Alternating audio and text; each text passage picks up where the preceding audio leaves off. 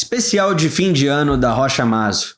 Fique aqui comigo que nesse vídeo nós veremos 3 notícias atuais ainda de 2025 que podem impactar o agronegócio nacional do ponto de vista internacional e depois faremos uma retrospectiva de tudo o que vimos no canal e o que podemos prever para o próximo ano.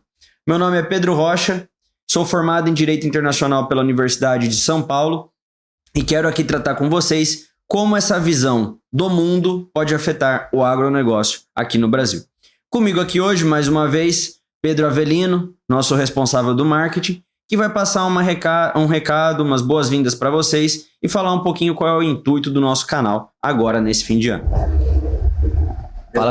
Fala pessoal, como é de praxe, eu vou intervir aqui por 30 segundinhos só para falar que nós somos um escritório criado e dedicado ao produtor rural, onde nós prestamos serviços jurídicos e também ensinamos aqui para você como você pode se proteger das dívidas no agronegócio, por meio da gestão de documentos certos para blindar e reestruturar a sua próxima safra. Beleza? É só isso, gente. Agora vamos voltar para o vídeo com o Pedro Rocha. Bom, para o próximo ano teremos novidades. Então, assim, 2025 foi um ano de nascimento aqui da Rocha Maso. O Dr. Bruno até brinca que de março até agora dezembro, quando começou o canal, fizemos os 9 meses e estamos de fato nascendo. Então, assim, o que eu quero trazer para vocês, continue com a gente. Ano que vem teremos novidades de podcast, teremos novidade em canal de corte e vocês também conhecerão quem é o Pedro Avelino, quem é o Pedro Designer.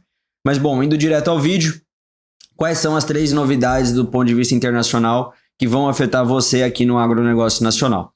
Posso dizer que a primeira delas, pode passar, Pedro, são as negociações de paz. Se vocês perceberem que eu estou olhando para o lado, é que tem um projetor aqui de uma televisão. Então, a primeira negociação de paz entre Rússia e Ucrânia. Basicamente, aquelas negociações, tem até um vídeo falando sobre isso no canal, mas o ponto da guerra comercial e também guerra do ponto de vista humanitário que está ocorrendo, quer na Rússia, quer na Ucrânia, quer nos demais países, temos também Israel, temos também Hamas, na Palestina, enfim, elas afetam do ponto de vista dos insumos. Então aqui no agronegócio, para você, como que vai ficar mais caro? Como que esse conflito internacional vai afetar o campo meu aqui no Brasil? O veneno que você vai comprar vai ficar mais caro, o fertilizante que você vai comprar vai ficar mais caro, porque, por exemplo, no caso dos fertilizantes, o Brasil ele está importando 70% quase da sua capacidade do estoque dos fertilizantes da Ucrânia. Tendo problema na Ucrânia, a gente não consegue trazer a ureia, que é a matéria-prima que a gente fabrica os fertilizantes. Então, se a gente não consegue pegar mais a ureia da Ucrânia, ali da Rússia, a gente tem que começar a trazer essa ureia de outro lugar e com menos, igual todo o mercado, se tem 10 copos à venda e se tem 1 copo à venda, o valor de 1 copo vai ser maior. Então, quanto mais itens, mais barato é o preço. Nesse caso, quanto menos fontes de fornecedores a gente tiver das matérias-primas, então quanto menos fontes a gente tiver de ureia, mais cara a ureia fica, mais caro o fertilizante fica, mais cara a sua safra fica, produtor rural. Então, o porquê que esse vídeo pode ser uma boa chamada já para o próximo ano de 2026? Porque as negociações de paz entre Rússia e Ucrânia avançaram. O Trump disse que está muito perto de fechar o plano de paz para a Ucrânia, mas que tem impasse em questões espinhosas. Então aqui ele disse basicamente, avançamos, mas não fechamos. Se tiver esse fechamento agora em janeiro, fevereiro, dependendo da cultura que você, produtor ou produtora rural, estiver cultivando, é uma boa época para a gente já avançar nas compras de fertilizantes, por causa que vão ter bastante mercados aquecidos com essa liberação de mais matéria-prima vindo desses países do leste europeu. Segunda notícia é a safra vizinha na Argentina, que a gente traz que a Argentina está avançando no plantio de soja e milho e estão com boas condições de lavoura. O Brasil é o país que mais produz soja no mundo, seguido dos Estados Unidos, mas agora os outros países estão tentando crescer as suas mercadorias, não que vá tomar o mercado nosso, mas é por causa daquele xadrez internacional que eu sempre trago para vocês, que se a China voltou a comprar dos Estados Unidos, os Estados Unidos precisa começar a vender para a China e se abastecer nos outros mercados. Quais serão os outros mercados? Brasil, mas também Argentina, Austrália, enfim. O que eu quero mostrar para vocês com essa notícia da safra vizinha na Argentina é, com esse xadrez internacional acontecendo, então com essa redestinação de produtos e culturas, a gente vê que os outros países vão se preparando e isso pode afetar o preço da sua cultura de soja e de milho no ano que vem. E aqui por último, essa última notícia, vocês vão lembrar que em dado momento do canal, em um dos 13 vídeos que a gente gravou aqui do campo internacional, a gente falou de shutdown de Estados Unidos, os produtores lá estarem em crise. E devido a essa crise que teve nos Estados Unidos, o Trump anunciou esses 12 bilhões de dólares como uma medida emergencial para estar socorrendo seus produtores e suas produtoras. Porém, agora tem um movimento lá dentro, o chamado movimento backlash, que eu já falei com vocês, que é esse movimento de reação, movimento de chicote, de dizerem que é insuficiente. Então, o que eu estou querendo dizer com isso? No vídeo da semana passada, falamos dos protestos na Europa, principalmente na França, na região do sudeste e do oeste europeu. Quando a gente fala de Itália, quando a gente fala de França. Aqui, quando a gente fala de Estados Unidos, a gente vê o mesmo problema. E qual é o mesmo problema? A insuficiência de fundos de medidas de auxílio emergencial do governo e de auxílio também de linhas assistenciais para produtores e para produtoras. Então, até mesmo os Estados Unidos, que tem uma postura menos assistencialista, está tendo que adotar uma postura assistencialista, porque essa crise no agro, ela é local, então ela ocorre no Brasil, mas ela também é global, porque ela ocorre quer nos Estados Unidos e quer na Europa. Pode passar, Pedro, por favor. Então, depois de anunciados os 3 itens e já também transcorrido um pouquinho sobre eles, enquanto eu tomo um golinho de água aqui, eu vou deixar um tempinho, uns 10 segundinhos para a leitura, para vocês verem basicamente que tudo que eu disse é fundamentado no UOL, no G1 e tem também matérias e reportagens trazendo a confirmação do avanço das negociações de paz da Rússia e da Ucrânia.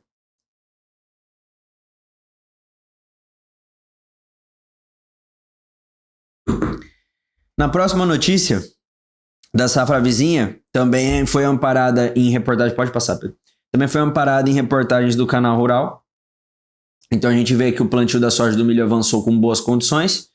Vão ter uma safra mais robusta aqui no país vizinho, o que aumenta a competitividade regional. E se vocês pesquisarem, deixando de lado, é o que eu falei, nossa missão aqui é falar de política sem ser político. Então, se vocês pesquisarem as declarações, as últimas declarações do presidente da Argentina sobre vocês, produtores aqui no Brasil, ele vai fazer uma crítica aos produtores brasileiros em um claro chamado ao mercado de produtores argentinos, do tipo, a gente é nacionalista, estou com vocês e vamos para cima dos brasileiros. Então, aqui a gente não pensa muito em direita e esquerda do ponto de vista global. Aqui é cada produtor, cada presidente cuidando do seu próprio país e sendo um pouco populista nesse sentido. Então, se tiver alguma medida do presidente da Argentina atacando e afrontando o Brasil nesse sentido, é muito mais uma chamada aos produtores da Argentina, com esse momento de deixar o mercado um pouquinho mais quente, do que qualquer outra coisa. Pode passar para a próxima? E aqui, ó, auxílio emergencial, que a gente falou. O que é importante é que o país enfrenta o maior déficit de armazenagem desde 2016. É um gargalo também aqui no Brasil, isso vocês veem muito mais com o Dr. Bruno Mazzo, que fala aqui do agro interno, então não quero invadir muito o campo dele, não quero fazer o papel do movimento sem terra aqui, né, Pedro? Eu quero ficar mais na minha zona de conforto, que é falar aqui do campo internacional. Então, aqui, voltando para a notícia, os 12 bilhões de dólares anunciados pelo Trump estão sendo insuficientes, porque mesmo com essa ajuda, os produtores americanos estão sofrendo.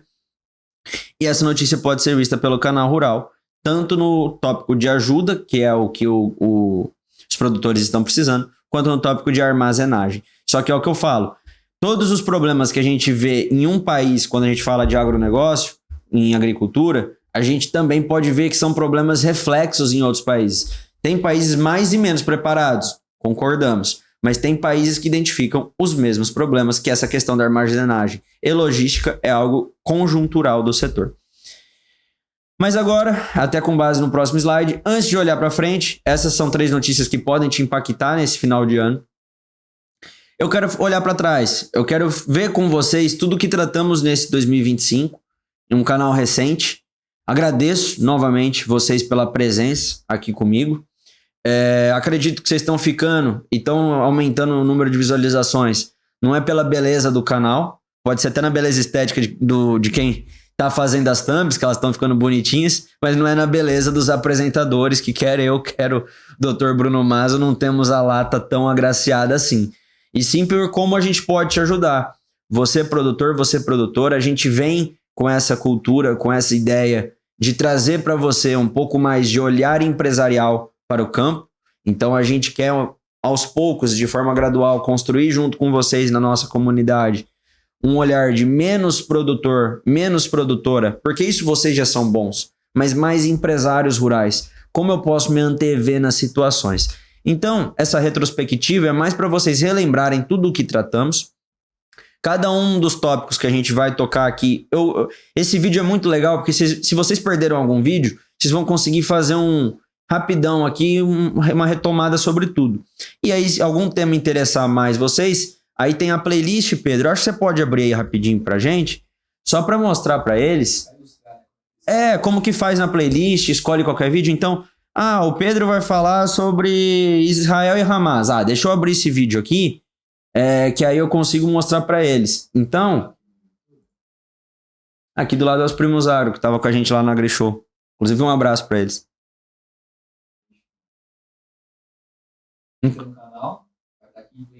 Então, reprisando, se o som não tiver muito bom... Vou passar o microfone pro Pedro. O Pedro vai dando o caminho das pedras. É muito simples. Vocês vão colocar Rocha Mas no YouTube, já estão no canal, né? Vocês vão clicar ali pra entrar aqui no canal. Aí... clica no sininho. Isso, já se inscreve. Aproveita e se inscreve, dá um like, clica no sininho. E aí você vem aqui em playlist... E vai estar aqui separado já, ó. O quadro do Pedro Rocha, o Campo Internacional, e o do Bruno Principal, é do Seu Direito no Agro. Aí já está separado aqui a playlist. E aí vocês conseguem ver, agora vai fazer a retrospectiva. Vocês conseguem analisar certinho, que vai estar propaganda, mas vai ter todos os conteúdos aqui separados. Aí vocês conseguem ver qual vocês querem assistir. De acordo com a retrospectiva agora, vocês conseguem ver qual tema que agrada mais e linkar com os vídeos do canal, beleza? Então, encerraremos o ano, curiosamente, com o meu número da sorte, que é o número 14. Então, teremos 14 vídeos no canal, até agora, na série do Campo Internacional. E aí vocês podem ver que teremos todas essas notícias aqui, que trarei para vocês agora como uma forma da gente retomar, que eu dividi em 3 blocos. E aí vocês podem escolher os vídeos e assistirem, que o conteúdo, garanto que vai estar bem qualificado e bem interessante. Por que você dividiu em 3 blocos, Pedro? Nossa, mas tem 13 vídeos. Mas eu dividi um dos vídeos em 2 partes, que era quando a gente falou da taxação dos Estados Unidos. Então, para não ser redundante, aqui a gente colocou 12 temas e 3 blocos. Vocês podem ver que não está na ordem cronológica que foram postados os vídeos no canal, mas pelo nome. Por que eu não fiz essa separação? Estava conversando aqui com o Pedro Avelino. A gente achou melhor fazer essa separação temática, por causa que aí vocês sabem, bloco 1... é tensão geopolítica e agro. Então, tudo que está acontecendo entre os países está brigando, o que está acontecendo, que vai me impactar. O outro é o novo mapa do comércio. Então, como que está ficando essas questões de exportação? Para eu vender para lá, qual que é a questão sanitária? Como que é a rastreabilidade? A lei Magnitsky, como que ela está afetando? Enfim. E o bloco 3 é mais questão de insumo, clima e logística. Então, a gente vai falar de fertilizante, igual eu já dei uma breve... relembrado agora no começo do vídeo. A gente fala de soja, café, gripe aviária e depois a COP30 que teve esse ano aqui no Brasil. Então pode passar, Pedro, vamos fazer essa retomada rapidinha para lembrar a galera. Israel e Hamas é o conflito ali do Oriente Médio. A gente pega e fala basicamente de uma disputa geoespacial por conta de questão religiosa, por conta de questão de um ataque que deixou muitas vítimas, né? Que tem algumas palavras que o YouTube censura e a gente vai estar optando por não falar, mas teve um ataque, né? Lá no Oriente Médio, que acaba elevando os custos logísticos e de produção agrícola. Então, o conflito Israel-Hamas, falando de política sem ser político, enquanto persistir, enquanto perdurar, enquanto não derem as mãos e encerrarem esse conflito de forma definitiva, a gente vai estar sentindo. Porque foi anunciado até em certo ponto, a gente até gravou um vídeo sobre isso, que estava chegando ao fim, que o Trump estava mediando o final desse confronto, teve o cessar-fogo, mas ele ainda não foi de fato implementado, então ainda tem esse cenário de insegurança e instabilidade. E tudo que o mercado gosta, e você como produtora que está se convertendo gradualmente em empresário rural, gosta também, é previsibilidade. Agora nessa fase de entre safra, fim de uma safra, começo de uma outra, a gente tem que fazer um caderninho ali de quanto que a gente vai gastar numa safra mais conservadora e menos conservadora. E para isso a gente precisa calcular esses cenários com a maior previsibilidade possível que a gente possa ter. Então esse conflito do Oriente Médio, ele reacende esse cenário de insegurança e a gente pode abordar melhor essas questões de fluxo de rota marítima que afeta as exportações brasileiras. Pode passar. Shutdown nos Estados Unidos, basicamente, é que a lei orçamentária não foi aprovada no Congresso. O que é isso? O Trump mandou lá para o Capitólio falando: eu preciso que vocês aprovem X bilhões de dólares para eu conseguir tocar o meu país. O Congresso americano, o Capitólio, falou: não aprovamos. Enquanto não foi aprovado, todo o orçamento público americano travou. Com esse travamento do orçamento público americano, por consequência, os Estados Unidos teve que se mexer de outras formas. E isso, inclusive, auxiliou na queda da taxação aqui no Brasil. Isso auxiliou, inclusive, num momento de maior insegurança no mercado financeiro para os Estados Unidos, mas maior poder de barganha para nós, países emergentes. Então, é um momento de incerteza nos Estados Unidos que durou ali, a gente até colocou aqui na thumb, de setembro até outubro, mas que se elevou até novembro. Então, foi algo que afetou também o agronegócio nesse ano. Pode passar, Pedro. Aí aqui o último vídeo do canal, que a gente trouxe a crise na França e o acordo Mercosul-União Europeia. Esse acordo, vocês viram no último vídeo, que ele deve sair agora em janeiro, mas por conta de protestos lá na França e também na Itália e mais alguns países da Europa, como na Bélgica, ele deu uma atrasadinha, mas é algo que tende a ser um bom mercado a ser explorado e a gente vai ter novidades desse acordo que vem sendo costurado há mais de 20 anos. Temos também o careca mais famoso do Brasil, né, que é o Alexandre de Moraes, que agora está envolvido em mais uma situação com o Banco Master, mas que não será fruto desse vídeo. Mas ele foi sancionado pela Lei Magnitsky, também com forte influência americana. No vídeo falamos o que é essa Lei Magnitsky, o porquê o Alexandre de Moraes foi sancionado e qual a repercussão para o agronegócio nacional, mas basicamente risco reputacional e como que os bancos eles estão se portando e estão fazendo as transações.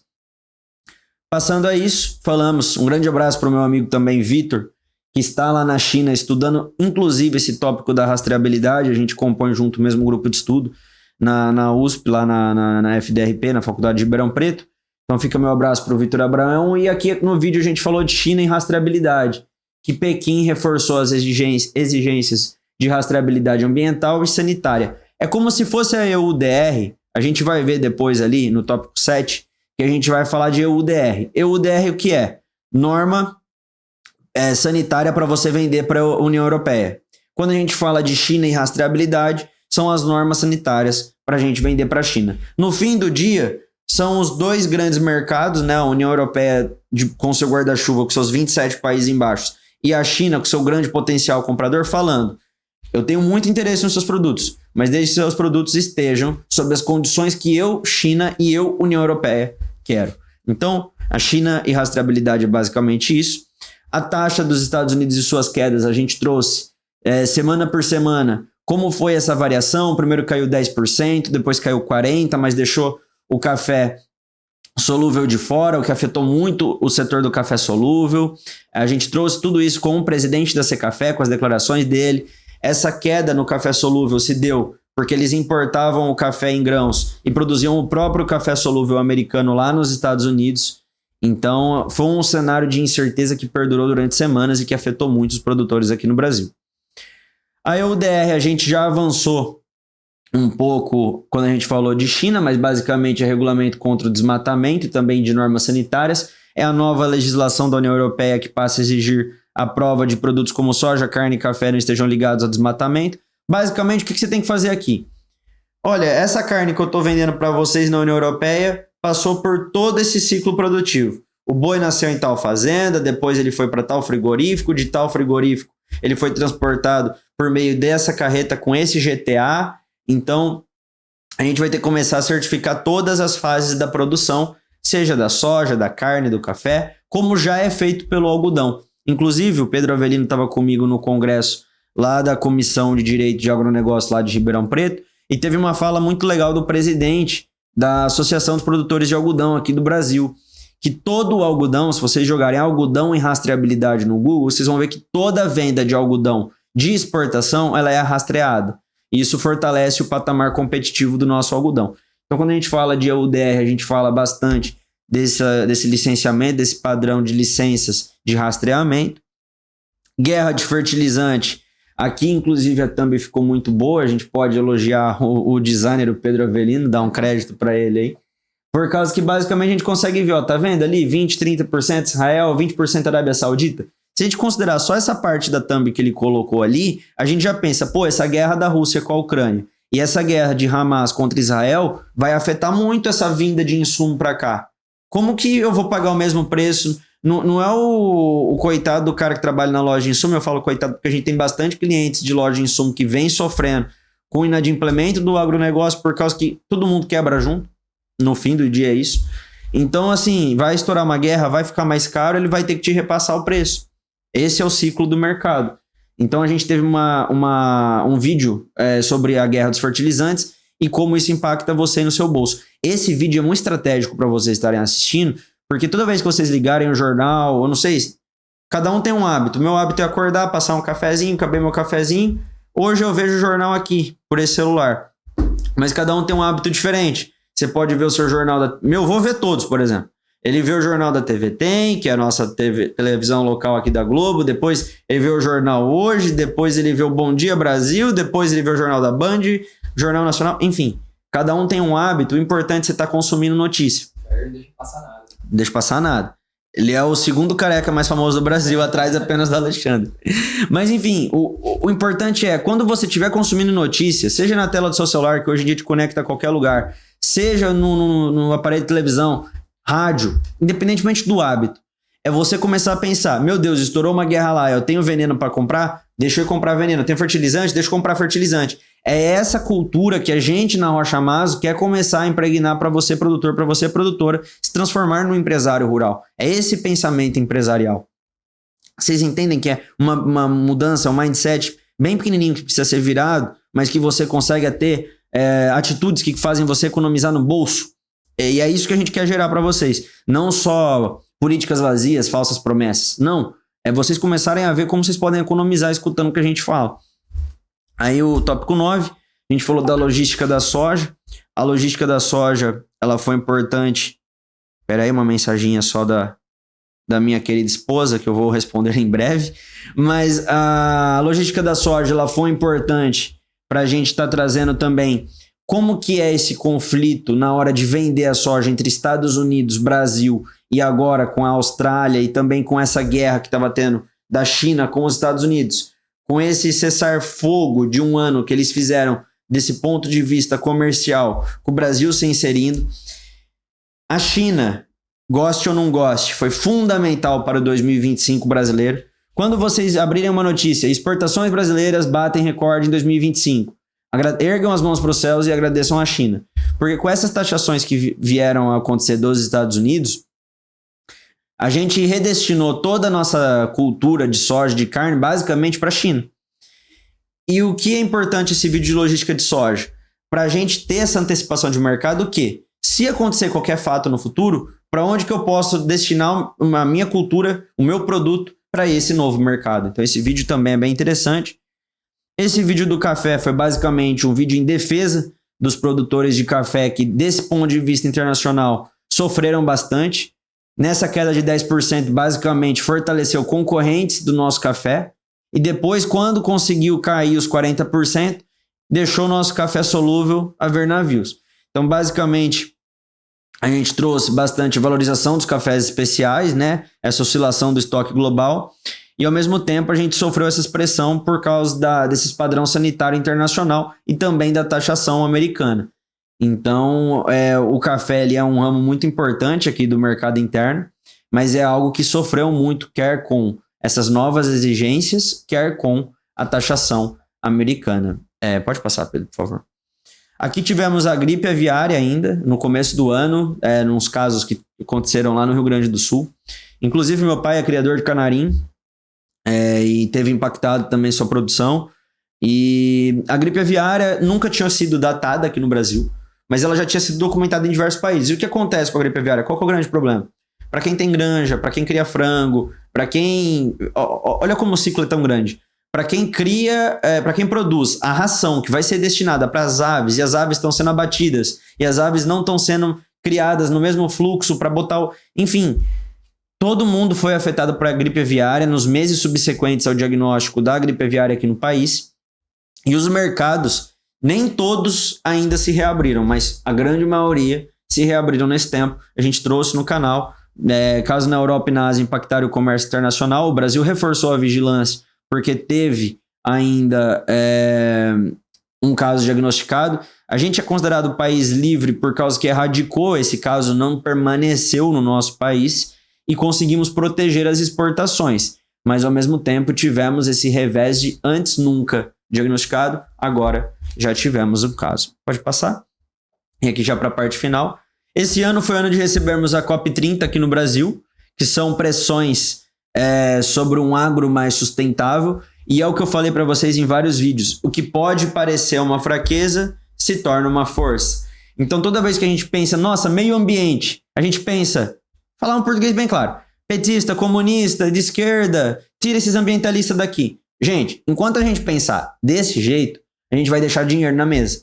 Porque hoje em dia, o crédito sustentável, e eu estou falando isso sem qualquer viés político, o crédito sustentável ele te oferece menos juros, maior carência, desde que você se adeque a pequenas regras do jogo. Então a COP30 e o agronegócio, para quem quer ganhar view, para quem quer ganhar like, a gente podia muito bem vir aqui e acabar com a COP30 e falar mal de ambientalista e falar mal de sustentabilidade. Provavelmente a gente ia ganhar mais views, maior retenção de visualização e ia conseguir ter uma repercussão melhor com vocês como público e audiência. Mas o nosso papel aqui não é esse. Nosso papel é alertar vocês de como vocês devem se posicionar como um agro inteligente. E um agrointeligência é de onde vê uma fraqueza, uma oportunidade. E nesse caso, a sustentabilidade, o meio ambiente e o agronegócio, eles caminham junto. E por que o Brasil? Por que a floresta amazônica? Por que o agronegócio? Porque nós temos o poder e a força de sermos o país que vai ditar o jogo do ponto de vista econômico sustentável nos próximos anos. Então, para estar concluindo esse vídeo, e desde já agradecendo vocês pela companhia ao longo desses 14 vídeos que eu tive gravando aqui no campo internacional e nesse ano aqui na Rocha Maso, todos os clientes e amigos, aos visualizadores que mandam mensagens, que conversam com a gente, que entram na comunidade, meu agradecimento especial. O que vem em 2026? O que nos espera, Pedro? Fala para mim.